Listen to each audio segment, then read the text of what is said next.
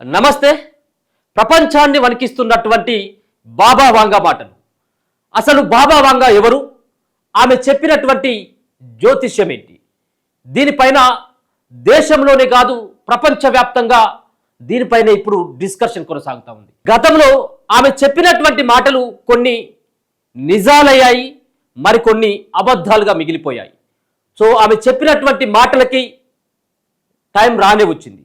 రేపటితో జపాన్లో భీకరమైనటువంటి ప్రళయం రాబోతుందంటూ ఆమె చెప్పినటువంటి మాటలకి జపాన్ అంతా వణికిపోతా ఉంది. ఒక పక్కన ప్రళయం, మరో పక్కన భూకంపాలతోటి తల్లడిల్లుతున్నటువంటి జపాన్కి బాబా వాంగా మాటలు తలుచుకుంటేనే నిద్ర పట్టట్లేదు.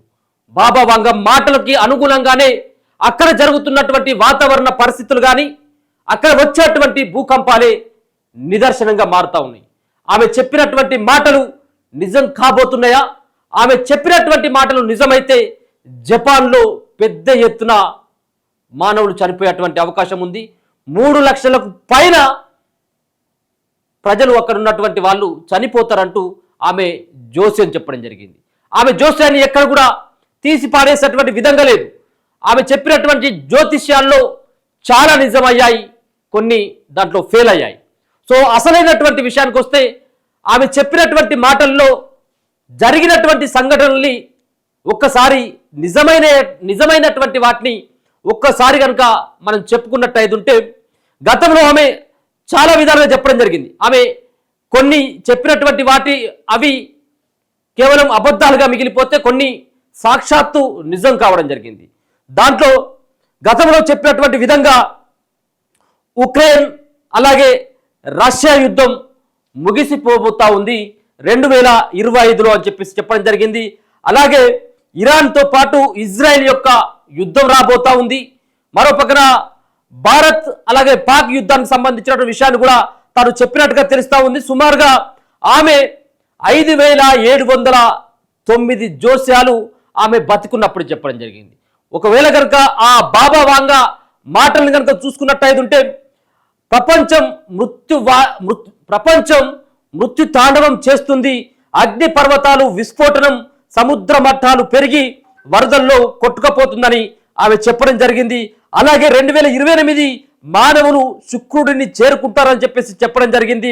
సో ఇంతేకాకుండా గత 25 సంవత్సరాల క్రితమే 2021లో ప్రపంచాన్ని వణికించేటువంటి రోగం వస్తుంది, అదే కరోనా అంటూ ఆమె 20 ఏళ్ల క్రితమే ఆమె చెప్పినట్టుగా తెలుస్తా ఉంది. ఆమె ముందుగానే కొన్ని విషయాలను కూడా పసిగట్టడం జరిగింది.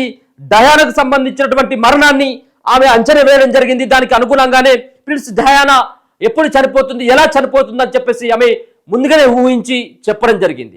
అంతేకాకుండా నల్ల జాతీయులు ఎవరైతే ఉన్నారో నల్ల జాతీయులు అమెరికాను ఏలుతారని ఆమె గతంలోనే చెప్పినటువంటి సందర్భాలు అవి కనబడతా ఉన్నాయి.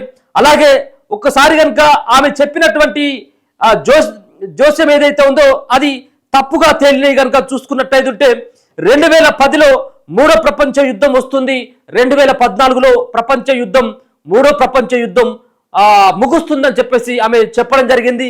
2010లో 3వ ప్రపంచ యుద్ధం రాలేదు, అలాగే 2014లో ముగిసిపోలేదు.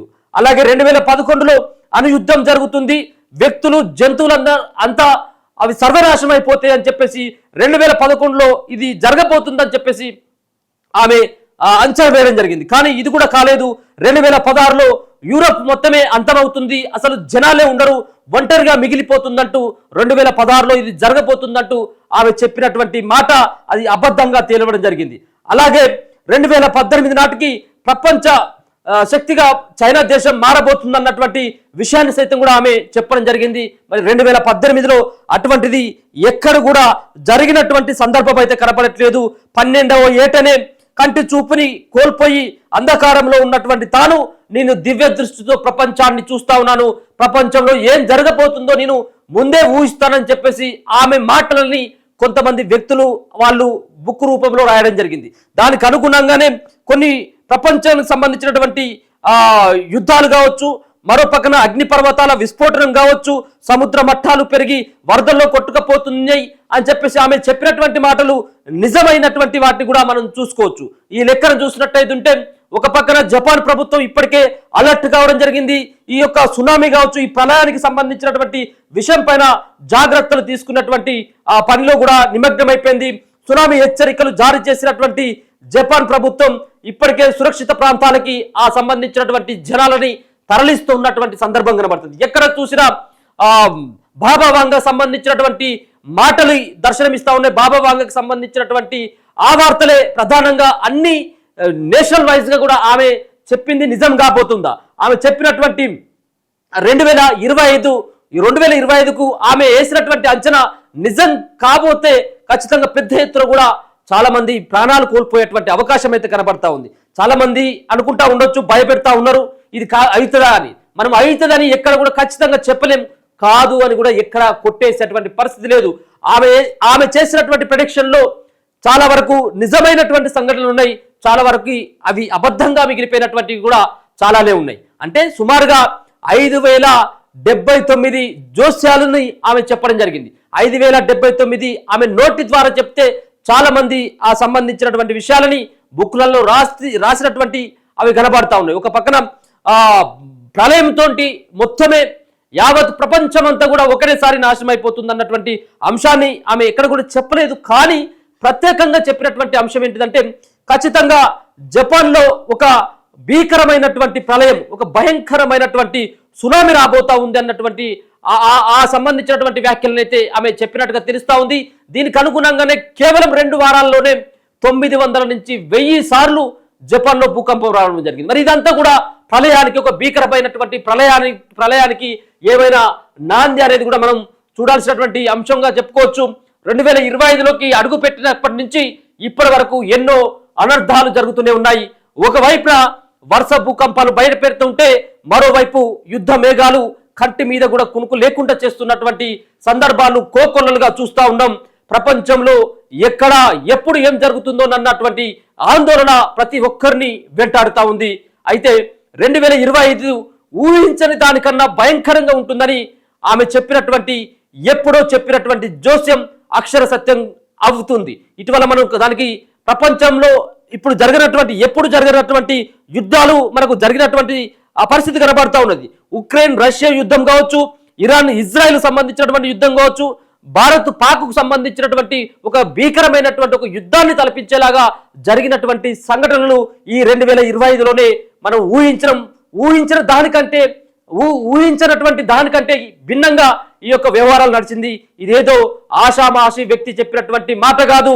ప్రపంచానికి జ్యోతిష్యం పవరెంటో చెప్పినటువంటి బాబా వాంగా చెప్పినటువంటి అంచనాలు, ఖండాలను మసి చేసేటువంటి యుద్ధాలు, భూమిని ముంచేసే ప్రకృతి విలయాలు, ఇలా 2025 మానవ చరిత్రలో సంచలన మార్పులకు కారణమవుతుందని ఒక్క మాటలో చెప్పాలంటే యుగాంతానికి ఈ ఏడాదే బీజం పడుతుందని చెప్పేసి బాబా వాంగా చెప్పినటువంటి మాటలు అయితే మాత్రం ప్రధానంగా కనపడతా ఉన్నాయి. ఇది ఈ రోజు చెప్పినటువంటి మాట కాదు. ఆమె దర్దాపుగా 1996లో ఆమె చనిపోయినప్పటికీ, ఆమె చనిపోయినప్పటికంటే ముందే ఆమె చెప్పినటువంటి మాటలు, ఆమె ఇదంతా కూడా పర్టికులర్గా ఇదే ఏమైనా నిజం అయ్యేటువంటి అవకాశం ఉంటుందన్నటువంటి ఆందోళన అయితే కనబడతా ఉన్నది.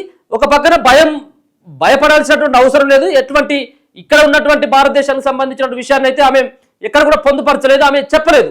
కానీ జపాన్లో ఇటువంటి ప్రళయం రాబోతుందన్నటువంటి విషయాన్ని అయితే చెప్పడం జరిగింది. చూద్దాం మరి ఏం జరగబోతా ఉంది, దానికి టైం వచ్చిందా లేకపోతే గతంలో చెప్పినటువంటి విషయాలు ఏ విధంగానైతే అబద్ధంగా మిగిలిపోయినాయో అవి మళ్ళీసారి ఇది ఆమె యొక్క అబద్ధాల ఖాతాలో చేరుతుందా, లేకపోతే ఆమె చెప్పినటువంటి ప్రపంచ యుద్ధాలు, అలాగే ఏదైతే ఆమె చెప్పినటువంటి ప్రిడిక్షన్ కరెక్ట్ అయినటువంటి ప్రిడిక్షన్లో ఇప్పుడు ఈ సంబంధించిన 2025లో ఆమె భీకరమైనటువంటి ప్రళయం వస్తుందని చెప్పినటువంటి మాటలు మరి ఆ జాబితాలకు వచ్చేటువంటి అవకాశం ఉంటుందో మనం చూడాలి. మొత్తానికైతే ఈ సంబంధించినటువంటి విషయం పైనే ప్రధానంగా హాట్ టాపిక్ గా నేషనల్ మీడియాలో సైతం కూడా ఇదే అంశం పైన డిస్కషన్ అయితే అవుతా ఉన్నది. ఆమె వ్యాఖ్యలు నిజమైతాయా అబద్ధమైతాయా? ఆమె వ్యాఖ్యలు నిజంగా మనం కోరుకోవాల్సినటువంటి అంశం ఏంటంటే ఆమె చేసినటువంటి జోస్యం ఏదైతే ఉందో అది తప్పుగా తేలాలని చెప్పేసి మనం అందరం కూడా కోరుకుందాం. ఎందుకంటే ఆమె చెప్పినటువంటి జోస్యం ప్రకారం 3 లక్షలకు పైగా ప్రజలు చనిపోతారని. అంతే ఏ విధమైనటువంటి భీకర ప్రళయం వస్తే 3 లక్షల మందికి పైన చనిపోతారు. అది రావద్దని మనం కూడా కోరుకుందాం.